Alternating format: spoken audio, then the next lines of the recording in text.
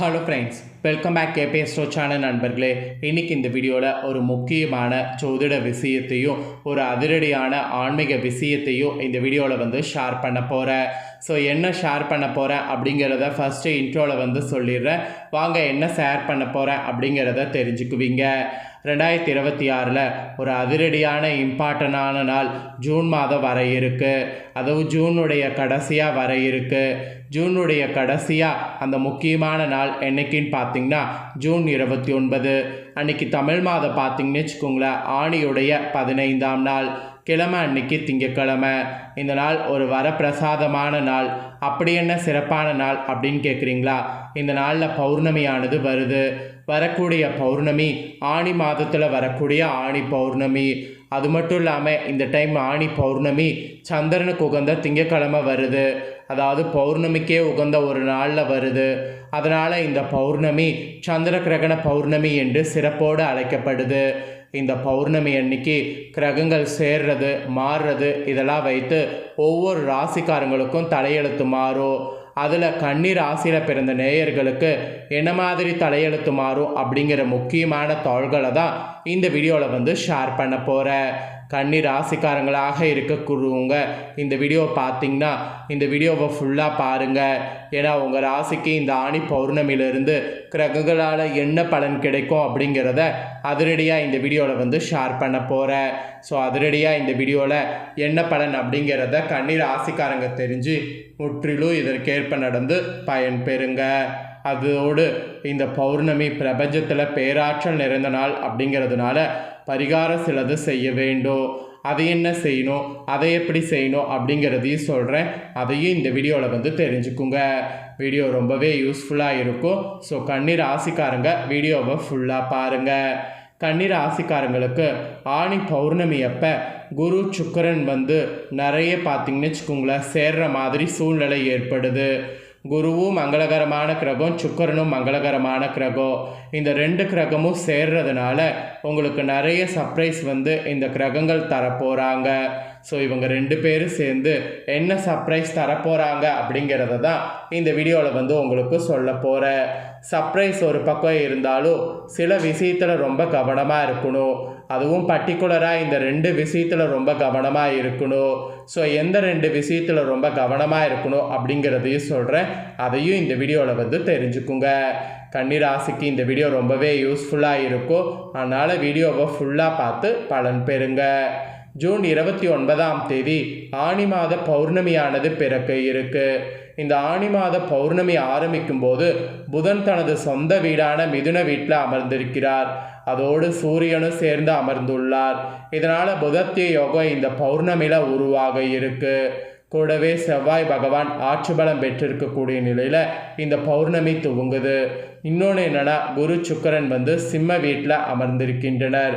மகர வீட்டை குரு சுக்கிரன் பார்க்கின்றனர்.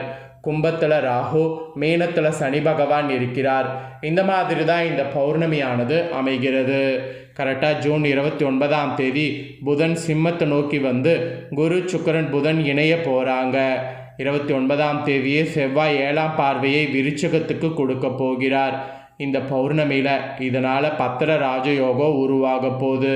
இந்த கிரக அமைப்புகள், இந்த கிரக மாற்றங்கள் இதெல்லாம் வைத்து தான் கன்னிராசிக்கு கிடைக்கக்கூடிய பலன்கள் பரிகாரங்கள் குறித்து இந்த வீடியோவில் பார்க்க போகிறோம். ஸோ கன்னிராசிக்காரங்களாக இருக்கிறவங்க வீடியோ பார்த்து உங்களுக்கான பலனை தெரிஞ்சு பயன் பெறுங்க. வாங்க இப்போ உங்களுக்கு பலன்கள் என்ன கிடைக்குங்கிறத அதிரடியாக பார்க்கலாம். கன்னிராசியை பொறுத்த வரைக்கும் குரு பகவான் 11ஆவது இடத்துல அமர்ந்திருக்கிறார். இந்த ஆணி பௌர்ணமியில் 3, 7, 9ஆவது இடத்த குருவும் பார்க்கிறார். அமர்றது பார்க்கறது இதெல்லாம் பார்க்கும்போது இதுவரைக்கும் இல்லாத அளவுக்கு மாற்றம் ஏற்படக்கூடிய காலகட்டமாக இந்த ஆணி பௌர்ணமி உங்களுக்கு இருக்க போகுது. குறிப்பாக 11ஆவது இடத்துல குரு அமர்ந்து 3ஆம் இடத்தை பார்க்கக்கூடிய காரணத்தால் நிறைய பயணங்கள் இந்த ஆணி பௌர்ணமியில் மேற்கொள்ள வாய்ப்பு கிடைக்கும். அதோடு 3லிருந்து 4 மணி நேரம் பயணித்து சென்று வரக்கூடிய யோகமும் இந்த ஆணி பௌர்ணமியில் உங்களுக்கு உண்டாகும். குறிப்பாக வெளியூர் வெளிமாநிலம் வெளிநாடு சென்றே வரக்கூடிய யோகம் உங்களுக்கு இந்த ஆணி பௌர்ணமியில் உண்டாகும். இந்த யோகம் உண்டாகும் போதே போங்க, கண்டிப்பாக நீங்கள் போகக்கூடிய காரியம் உங்களுக்கு சக்ஸஸ் ஆகும். ஸோ யோகம் இருக்கும்போதே கண்டிப்பாக யோகத்தை மிஸ் பண்ணாமல் பயன்படுத்திக்குங்க. அதுக்கப்புறமா விமானத்தில் செல்லக்கூடிய யோகமானது உங்களுக்கு உண்டாகும். குறிப்பாக தைரியம் வீரியம் வெற்றி ஸ்தானத்தை குரு பார்க்க போகிறார். இதனால் இந்த ஆணி பௌர்ணமியில் நிறைய முயற்சிகள் மேற்கொண்டு அதில் வெற்றி பெறக்கூடிய வாய்ப்பு உங்களுக்கு அதிகம் இருக்குது. அதோடு குரு சுக்கிரன் இணைந்து சுபத்துவமாகி இருக்கக்கூடிய காரணத்தால் ஏராளமான நன்மைகள் இந்த பௌர்ணமியில் உங்களுக்கு உண்டாகும். குறிப்பாக தொலைநோக்கு பார்வையோடு செயல்பட்டிங்கன்னா உங்களுக்கு சக்ஸஸ் ஆகும். நிறைய நல்லவை நடக்கும். பிள்ளைகள் மூலமாக பெருமை உண்டாகும். இந்த பௌர்ணமியே உங்களுக்கு அதிர்ஷ்டம் என்று சொன்னால் அது மிகையாகாத ஒரு உண்மை. அப்புறம் கால்பாதம் தொடர்பான வழிகளில் மிகுந்த கவனமாக இருக்க வேண்டும். முழு கவனத்தோடு செயல்பட வேண்டிய காலம் உடல் ரீதியாக இந்த டைம் சொல்லலாம். 5 7வது இடத்த குரு பார்க்க போவதால் இதுவரைக்கும் இல்லாத அளவுக்கு வாழ்க்கை ரொம்ப பிரகாசமாக இந்த பௌர்ணமிக்கு இருக்கும். திருமண யோகம் உண்டாகும். காதல் திருமண யோகம் இதெல்லாம் உங்களுக்கு இருக்குது. குடும்பத்திற்கு காதலை தெரியப்படுத்துங்க. குடும்பத்தில் காதலுக்கு இப்போ வீட்டில் க்ரீன் சிக்னல் உங்கள் ராசிக்கு கிடைக்கும். திருமணம் குறித்த நிகழ்வுகளுக்கு நீங்கள் முன்னிற்கக்கூடிய அமைப்பு இருக்குது. அதனால் முன்னிற்கிறது முயற்சி பண்ணி பாருங்கள். அதோடு திருமண வாழ்க்கை உங்களுக்கு இந்த பௌர்ணமியிலிருந்து இனிக்கும். புதிய தொடக்கங்கள் ஆரம்பமாகும் என்று கூட சொல்லலாம். குரு 11வதுல இருப்பதால் கமிஷன் ஏஜென்சி, ரியல் எஸ்டேட், கலைத்துறை, ஐடி, மீடியா துறையில் இருப்பவர்களுக்கு இதுவரை இல்லாத நன்மைகள் கிடைக்கக்கூடிய யோகம் இந்த பௌர்ணமியில் பெறுவீங்க. உங்களுக்கு என்ன வேண்டும் என்று முடிவு செய்து நிலை நிறுத்தி கொள்வது உங்களுக்கு அமையும். அப்புறம் 5வது இடம் வலுப்பதால் பெயர், புகழ், அந்தஸ்து, கீர்த்தி, செல்வாக்கு இது எல்லாமே உயரும். அதுக்கான நல்ல காலகட்டமாக இருக்கும் என்று சொன்னால் கண்டிப்பாக மிகையாகாத உண்மை. எது பண்ணுறதா இருந்தாலும் பிளான் பண்ணி பண்ணுங்க. அதுதான் உங்களுக்கு இந்த பௌர்ணமியில் சக்ஸஸை கொடுக்கும். எந்த விஷயத்தை எடுத்துக்கொள்ள வேண்டும், எதை வேண்டாம் என்று புறந்தள்ள வேண்டும் என்று சிந்தித்து செயல்படுவது நல்லது. இல்லையெனில் அதன் மூலியமாக தேவையில்லாத அலைச்சல் விரயம் உண்டாவதற்கு வாய்ப்பு இருக்குது. கூட புதிய தொழில் தொடங்கிறது, வருமானம் அதிகரிக்கக்கூடிய யோகம் உண்டாகிறது, இதெல்லாம் இருக்குது. உங்களை நிலைநிறுத்தி கொள்ளக்கூடிய அமைப்பு, திருமணத்திற்கான வாய்ப்பு இந்த ஆணி பௌர்ணமியில் ஏற்படும்னு சொன்னால் அது மிகையாகாத ஒரு உண்மை. அதோடு நீண்ட நாட்களாக ஆரோக்கிய குறைபாடுகளால் அவதிப்பட்டு வந்த உங்களுக்கு நல்ல மருத்துவம் கிடைக்கும். தலைவலி, கால்வலி தொடர்பான பாதிப்புகளில் கவனமாக இருக்க வேண்டும். ஆணி பௌர்ணமி உங்களுக்கு அட்டகாசமாக இருக்கும். இந்த காலகட்டத்தை வரக்கூடிய நல்ல வாய்ப்புகளை பயன்படுத்தி கொள்வது நல்லது. ஸோ இதெல்லாம் தாங்க உங்களுக்கான பலன்கள். இதற்கேற்ப நடந்து பலன் பெறுங்க. இப்போ இந்த ஆணி பௌர்ணமியில் செல்வவள உயர எப்படி வழிபாடு செய்யணும் அப்படிங்கிற ஆன்மீக தகவல்களை சொல்கிறேன். அதையும் இந்த வீடியோவில் தெரிஞ்சுக்குங்க. பௌர்ணமி நாளில் பிரபஞ்ச சக்தியும் தெய்வ சக்தியும் அதிக அளவில் வெளிப்பட்டு பிரபஞ்சம் முழுவதும் நிறைந்திருக்கும். அதனால தான் பௌர்ணமி வழிபாடு சிறப்புக்குரியது என சொல்லப்படுது. அதில் சித்திரை, தை, கார்த்திகை உள்ளிட்ட குறிப்பிட்ட சில மாதங்களில் வரக்கூடிய பௌர்ணமி கூடுதல் சிறப்புடையதாக கருதப்படுது.